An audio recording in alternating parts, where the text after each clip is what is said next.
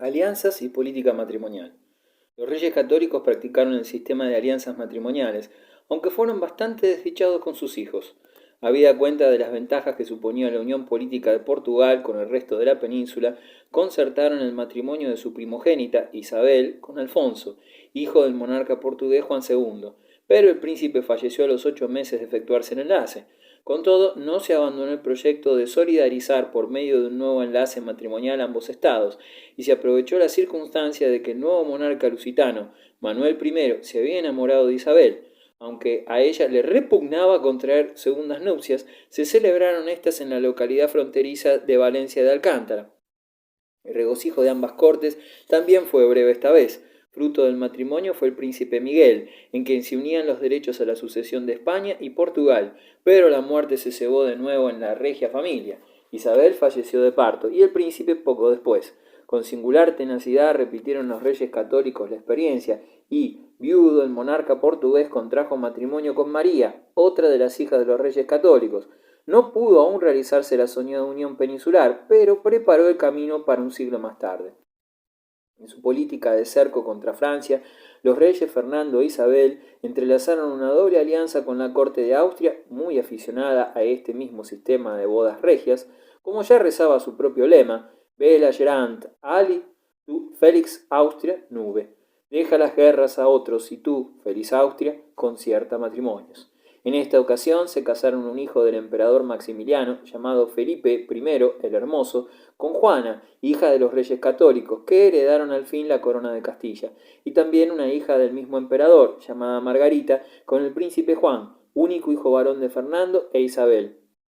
La princesa Margarita ya había estado desposada con Carlos VIII de Francia, pero el matrimonio no pudo consumarse, y cuando la princesa navegaba de Flandes a España para contraer nuevas nupcias, se desencadenó una tempestad que estuvo a punto de hundir la nave. Sin perder ni un instante su buen humor, en aquel peligro de muerte que la amenazaba, Margarita escribió en verso su propio epitafio, que decía así: Aquí yace Margot, la gentil damisela, que tuvo 2 maridos y es todavía doncella. Llegó Margarita a España y se casó con el príncipe Juan, pero tampoco estas bodas tuvieron feliz desenlace. La princesa era hermosa y robusta, y el muchacho de naturaleza enclenque, que debió alimentarse de comidas delicadas y fue criado como enfermo. El hecho es que el matrimonio perjudicó al ya débil príncipe Juan, y los médicos se alarmaron ante la palidez y decaimiento del príncipe. De acuerdo con el monarca, propusieron poner trabas al régimen conyugal principesco y separar a los herederos del trono español por una temporada, pero adoptando la reina Isabel una actitud intransigente y alegando que lo que Dios unió no lo separa el hombre, se opuso a tan prudente medida. El resultado fue que poco tiempo después, el 4 de octubre de 1497, moría a los 20 años de edad y consumido de fiebre el príncipe Juan, sin otra persona a la cabecera del lecho que su padre, el rey Fernando, con el alma destrozada ante el derrumbamiento definitivo de sus ilusiones paternales y políticas. La misma maniobra de encerrar al reino francés en un círculo de países hostiles movió la idea del matrimonio de la más joven de las hijas de los monarcas españoles, la princesa Catalina, con Arturo de Inglaterra, príncipe de Gales, recién fallecido este. Persistieron en la idea del enlace con la corte inglesa, y Catalina celebró sus bodas en noviembre de 1501 con Enrique VIII, hermano de Arturo, matrimonio que acabó en escándalo, divorcio, cisma anglicano y un desastre igual o peor que los anteriores, convirtiéndose la corona inglesa en corona de espinas para la desdichada princesa española. Del gótico al renacimiento, la irrupción renacentista. Al despliegue político de la época va aparejado otro similar en el artístico y cultural, desde las primaverales floraciones del plateresco a la profundidad y realizaciones del humanismo, impulsado por Nebrija, Cisneros y otras figuras relevantes. Aunque no con tanta intensidad como en Italia y otros países, el movimiento renacentista español expresa un elevado racionalismo unido a un pagano idealismo en el orden de las ideas. Autor hubo que despreciara el lenguaje latino cristiano por inferior al clásico, como el humanista Sánchez de las Brosas, el brosense, que fue procesado por criticar el latín de los evangelios. Característica del Renacimiento es la tendencia armonizadora de elementos, al parecer contradictorios, en una sola unidad. El entusiasmo por la antigüedad clásica pagana se une con el platonismo más idealista. El materialismo, la alegría de vivir y el ansia de placeres terrenales va unida a un ardiente anhelo de vaga espiritualidad. Se busca la fama por el heroísmo y la riqueza por el riesgo. Se aspira a dominar todo y saberlo todo, pero en España, si bien se relaja notablemente la noción religiosa medieval, toda esta transformación tiene lugar y halla su expresión dentro de la disciplina de la Iglesia. Y encuentra también una eclosión artística en la externa suntuosidad del culto. No cuajaron la reforma ni la honda discusión teológica del dogma, pero sí aquella amplitud de criterio más humana que representara Erasmo de Róterdam. Erasmistas lo fueron más o menos todos los grandes escritores y pensadores españoles de los siglos XVI y XVII.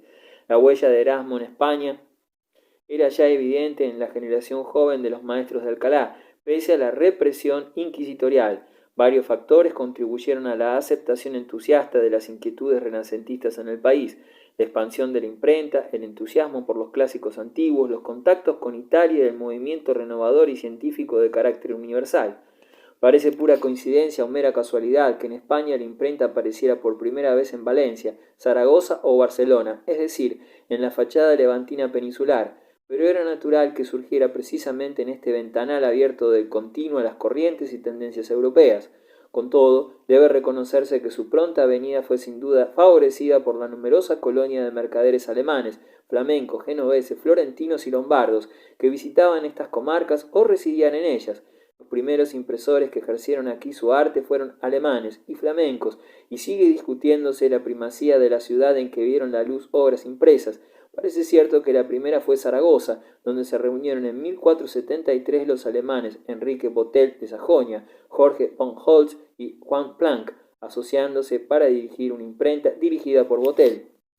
Con todo, al no aparecer en dicho año de 1473 ni un solo libro impreso en Zaragoza, sigue siendo considerado como la primera obra tipográfica española el libro llamado de los Trovés, antología poética editada en Valencia, en 1474 por Bernardo Fenollar. Se barajan los nombres de varios impresores de aquella época, como Lamberto Palmart y Jacobo Wisland, que imprimió la obra histórica de Salustio. También Barcelona disputó algún tiempo la primacía en el establecimiento de la imprenta, poseyendo la ciencia cierta desde 1475 y siendo uno de sus iniciadores Nicolao Spindler. Pronto se divulgaron las obras de los clásicos antiguos. Debe recordarse, no obstante, que la afición a los mismos arrancaba desde los tiempos del gótico pleno, como lo evidencian el arcipreste de Hita y el canciller Ayala, y en el siglo XV las obras de Enrique de Villena, marqués de Santillana, y de otros autores apasionados, como Juan de Lucena, quien decía: el que latín non sabe, asno se debe llamar de 2 pies. Los autores antiguos son traducidos y divulgados: Salustio, Séneca, Puleyo, Plauto, Juvenal, Cicerón, Ovidio y muchos otros, cuyas obras van engrosando las incipientes bibliotecas particulares. Entusiasmo que trasciende la corte, ya que, según el cronista Marineo Sículo, la reina Isabel no sólo podía entender a los embaxadores y oradores latinos, mas pudiera fácilmente interpretar y transferir libros latinos en lengua castellana. Movimiento científico y artístico, el plateresco. Se fomenta el estudio de los idiomas orientales, en especial a partir de la redacción de la Biblia políglota complutense, impulsada por Cisneros en Alcalá de Henares, y una de las obras más representativas del humanismo español, que armoniza lo antiguo y lo moderno, la filología y la teología. Se estudia el saber clásico en los originales griegos y latinos, iniciándose un impulso que será luego arrollador hasta la eclosión de un verdadero siglo de oro, sin parangón en la historia.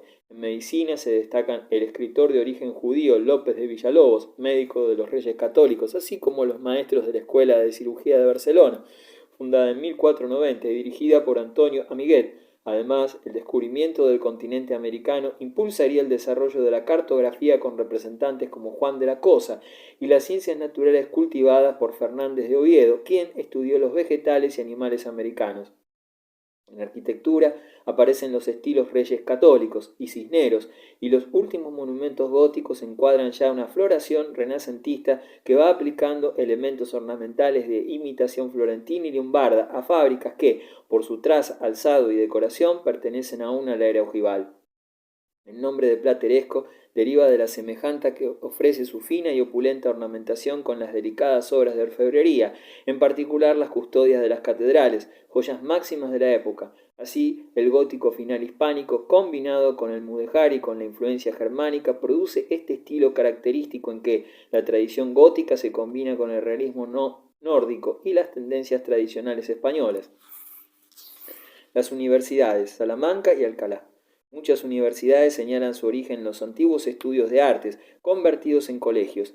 En general, las españolas no evidencian un origen de importación, pues desde época remota existían ya gérmenes de ellas en la península. Además de los dos centros culturales y cosmopolitas de la Edad Media, el musulmán de Córdoba y la Escuela de Traductores Toledana, Alfonso VI había creado hacia 1078-1080 una escuela superior en el monasterio benedictino de Sahagún, y durante el reinado de Alfonso VIII se fundó en Palencia un centro de estudios generales, cuya eficiencia hace que pueda ser considerado como la primera universidad, aunque dependiera del poder real. Alfonso IX fundó, 1239, otro estudio general en Salamanca, mejorado por Fernando III, y pudo comenzar su existencia universitaria gracias a una bula pontificia que la sancionó. Alfonso X estableció cátedras de matemáticas, medicina, retórica, lenguas, música, estudios teológicos y jurídicos, y bibliotecas donde se traducían al latín las obras de los griegos y de los árabes. Allí acudieron alumnos de lejanos países y llegó a ser, junto con Bolonia, París y Oxford, uno de los 4 grandes centros de Europa en aquel tiempo. Durante el siglo XIII actuaron con eficacia las universidades de Palencia, de fundación episcopal, Salamanca, de fundación real, y Valladolid, de fundación municipal, y pronto se va forjando un ambiente universitario en otros puntos: Lérida, Huesca, Zaragoza, Valencia. En el Código de las Partidas, Alfonso X insinúa y señala una legislación académica, y al sobrevenir la época renacentista se impulsaba la fundación y organización de los centros universitarios de Alcalá, Barcelona, Sevilla, Granada, Toledo, Oviedo y Santiago de Compostela. El erudito Navarrete cuenta a principios del siglo XVII unas 38 universidades. Cisneros, un fraile excepcional. Francisco Ximénez de Cisneros, regente de Castilla, contribuyó al desarrollo del humanismo español. Hijo de una familia noble empobrecida, nació en Torrelaguna en 1436. Estudió en Salamanca, viajó a Roma y pasó 1000 peripecias, siendo incluso robado. En 1484 vistió el hábito franciscano, y cumplidos los 56 años la reina Isabel lo eligió como confesor, aunque en realidad fue subconsejero. Se resistió con energía a ser nombrado arzobispo de Toledo, pero hubo de aceptar finalmente el cargo mediante un breve del Papa, 1495. Acompañó a los reyes a Granada en 1499 y bautizó a más de 4000 moriscos, pero se dejó llevar por su fanatismo y mandó quemar gran número de manuscritos árabes, salvándose solo los de medicina. La reina, al morir, lo nombró su albacea testamentario, y en calidad de tal procuró aconsejar bien al archiduque Felipe I el Hermoso, esposo de la reina Juana. El archiduque hizo poco caso de Cisneros y gobernó a su antojo, hasta que en 1506 falleció repentinamente, dejando una situación política difícil a causa del estado mental de doña Juana. Los nobles de Castilla eligieron a Cisneros como gobernador general del reino, y 3 años después, 1509, embarcó en Cartagena con 20.000 soldados y participó de la conquista de Orán. Durante su regencia se enfrentó a los manejos del cardenal Adriano de Utrecht, luego Papa Adriano VI, las intrigas de algunos flamencos y las turbulencias de ciertos nobles. Demostró energía ante las pretensiones francesas en los asuntos Navarra, y la situación política lo obligó a anticipar la proclamación de Carlos, nieto de los reyes católicos que se educaba en Flandes. Se encaminó al encuentro de Carlos, quien llegó a España en 1517, pero lo sorprendió la muerte en Roa, Burgos, en noviembre del mismo año, sin que lograra entrevistarse con el nuevo monarca.